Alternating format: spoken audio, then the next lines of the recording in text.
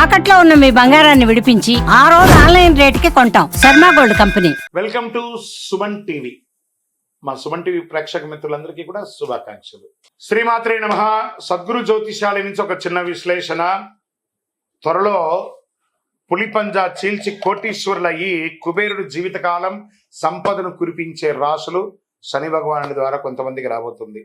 క్రమశిక్షణకు సహనాన్ని నేర్పే దేవుడైన శనిదేవుడు పూర్వభాద్ర నక్షత్రంలోకి ప్రయాణం చేస్తున్నారు. శనిదేవుడు 9 గ్రహాలలో నీతిమంతమైనటువంటి గ్రహుడు అని చెప్పచ్చు. శని ఈశ్వర శబ్దం కలిగిన వాడు. మనం చేసే ప్రతి పనిని బట్టి మన ప్రతిఫలాలను ఇచ్చే శనిదేవుడు న్యాయదేవతగా కూడా గుర్తింపు పొందిన వారనమాట. అటువంటి శనిదేవుడు ఒక రాశి నుంచి మరొక రాశిలో మాత్రమే కాదు, ఒక నక్షత్రం నుంచి మరొక నక్షత్రంలో కూడా సంచారం చేస్తున్నారు. శని సంచారం అతి నెమ్మదిగా చాలా స్లోగా ప్రయాణించే గ్రహమైన శనిదేవుడు 2.5 సంవత్సర కాలం ఒకే రాశిలో ఉంటాడు. ప్రస్తుతం కర్మవీరుడు అయిన శనిదేవుడు 30 సంవత్సరాల తర్వాత తన సొంత రాశిలో ప్రయాణం చేస్తున్నాడు. 2020 అయినటువంటి తన స్థానాన్ని మార్చుకుంటూ గజకేసరి యోగంతో 2025లో కొన్ని రాశాలకి కుంభస్థలాన్ని బద్దలు కొట్టి ఇస్తున్నారన్నమాట. కొన్ని రాసుల వారికి పూర్వభాద్రలో శని సంచారం ఇక అద్భుతాన్ని ఇవ్వబోతున్నారు. శని పూర్వభాద్ర నక్షత్ర సంచారం అన్ని రాసుల వారిపై ప్రభావం చూపిస్తుంది. అయితే కొన్ని రాసులకు మాత్రం ఇది లబ్ధిని కూడా చేకూరుతుందని చెప్పచ్చు.